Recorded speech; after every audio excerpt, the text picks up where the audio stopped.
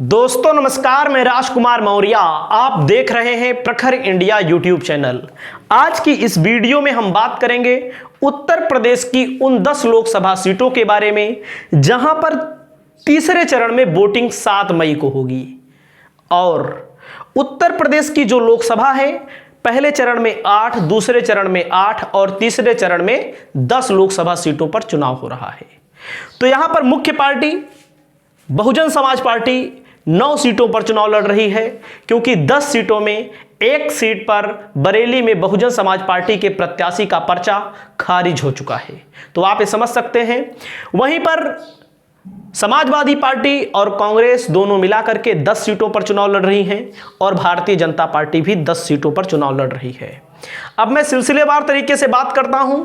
India गठबंधन के लिए यह चरण बहुत ही अच्छा जाने वाला है, बहुत ही बेहतर जाने वाला है तीसरा चरण, क्योंकि यादव बेल्ट जो है, जो मैनपुरी का इलाका है, जो यादव बेल्ट जिसको बोला जाता है, समाजवादी पार्टी का बेल्ट जिसको बोला जाता है, यहां पर कहीं ना कहीं बहुत ही अच्छी पोजीशन में समाजवादी पार्टी है।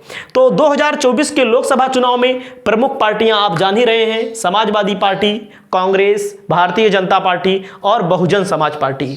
उसके बाद हम बात करते हैं यूपी में 2019 और 2014 में बीजेपी ने आक्रामक प्रदर्शन किया था, बीजेपी ने अप्रत्याशित प्रदर्शन किया था। आप देख सकते हैं 2014 में 80 सीटों में 71 सीट, 2019 में 80 सीटों में 62 सीट। 2024 को लेकर के तमाम ओपिनियन पोल, तमाम सर्वे आए हुए हैं। उसके अलावा आप स्थिति और परिस्थिति समझ भी रहे हैं कि उत्तर प्रदेश में अब की बार बीजेपी के लिए मुश्किल होने वाला है। तो आप देख सकते हैं कहां कहां पर चुनाव हो रहा है। तीसरे चरण में 10 सीटों के नाम हैं। मतदान होगा 7 मई को, नतीजे आएंगे 4 जून को। संभल, हाथरस, आगरा, फतेहपुर सीकरी, फिरोजाबाद, मैनपुरी, एटा, बदायूं, आंवला और बरेली में लोकसभा का चुनाव हो रहा है। तो आप ये समझ सकते हैं। सबसे पहले हम बात करेंगे संभल की लोकसभा सीट के बारे में।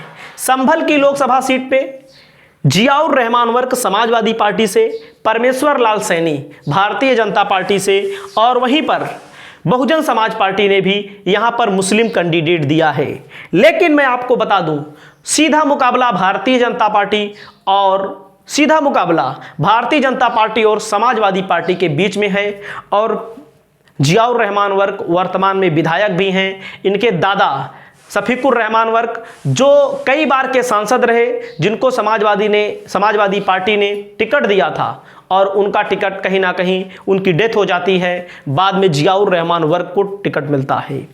संभल वह इलाका है जहां पर केवल मुस्लिम और यादव, क्योंकि यादवों की तादाद यहां पर बहुत भारी रही है, इसका परिसीमन हुआ तो यादव थोड़ा कम हो गए।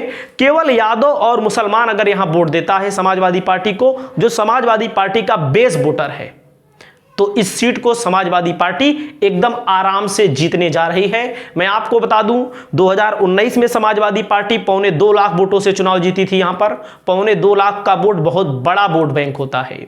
वहीं पर आप देखेंगे 2014 में अगर देखेंगे तो समाजवादी पार्टी 5-6 हजार वोटों से चुनाव हार गई थी, केवल इसलिए कि बहुजन समाज पार्टी ने भी मुस्लिम कैंडिडेट खड़ा किया था, समाजवादी पार्टी ने भी मुस्लिम कैंडिडेट खड़ा किया था। तो कहीं ना कहीं मुसलमान 2014 में समाजवादी पार्टी और बहुजन समाज पार्टी के बीच बंट गया था और उस समय परिस्थितियां भी ऐसी थी कि भारतीय जनता पार्टी की प्रचंड लहर थी। अब की बार लहर नहीं है। तो संभल सीट आप ये जान लीजिए समाजवादी पार्टी के लिए प्लस हो रही है एक बार फिर से।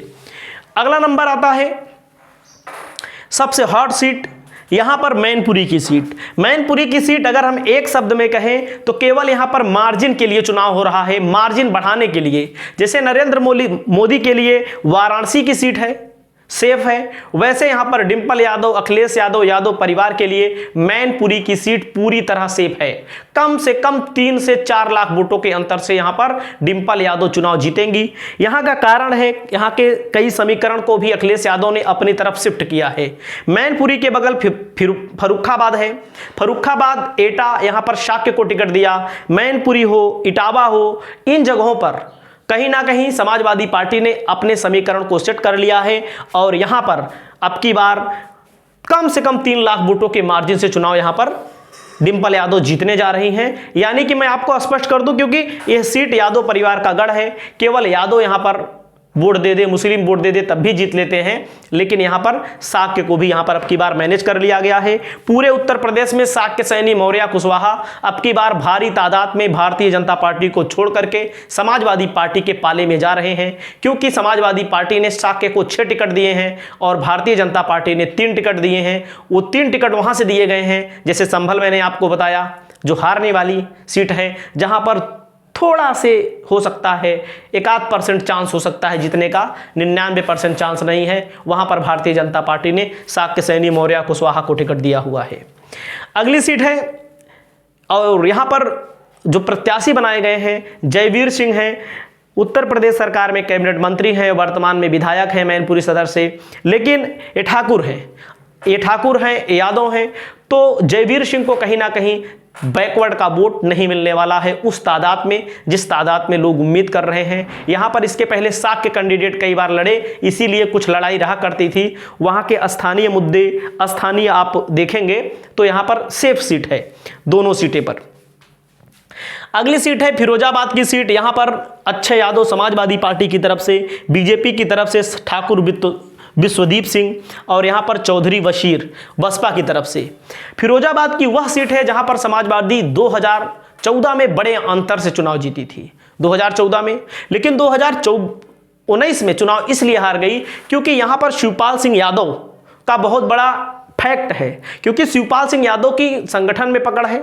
शिवपाल सिंह यादव यादवगढ़ में जाने माने जाते हैं। उस समय शिवपाल सिंह यादव भी चुनाव लड़ गए थे, लगभग 90,000 प्लस वोट प्राप्त किए थे और इसके कारण कहीं ना कहीं समाजवादी पार्टी का ही वोट था, वो शिवपाल सिंह यादव का था, समाजवादी पार्टी का था। उस समय नाराजगी भी चल रही थी, लेकिन अब की बार 2024 में सारी नाराजगियों को दूर कर दिया गया है और भारतीय जनता पार्टी के लिए यह सीट अब की बार, ये जान लीजिए 99% चांस है कि यहां पर समाजवादी पार्टी ही चुनाव जीतेगी। आप ये देख लीजिएगा, क्योंकि इस सीट पर यादव की अच्छी खासी तादाद है, मुस्लिम की अच्छी खासी तादाद है। पिछली बार जो चुनाव हारे थे 28,000 वोटों से हारे थे। सपा बसपा का गठबंधन था, जब सपा बसपा का गठबंधन था तो बसपा का वोट समाजवादी पार्टी को ट्रांसफर नहीं हुआ था।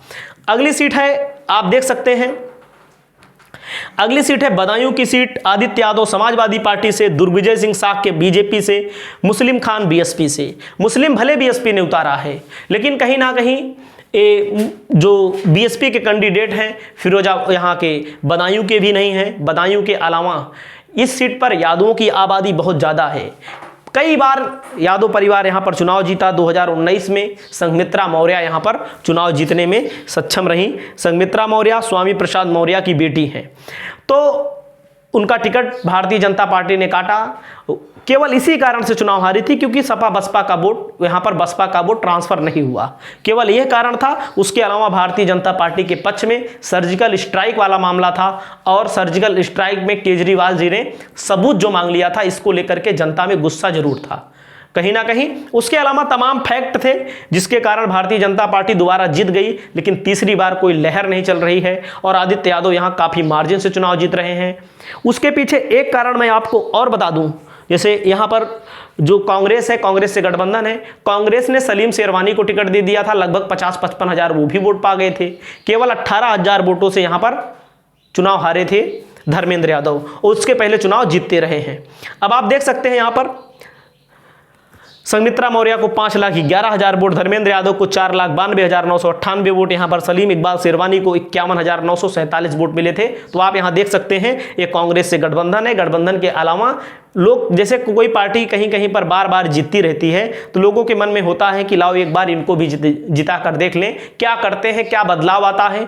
ज़्यादा कुछ बदलाव नहीं आया।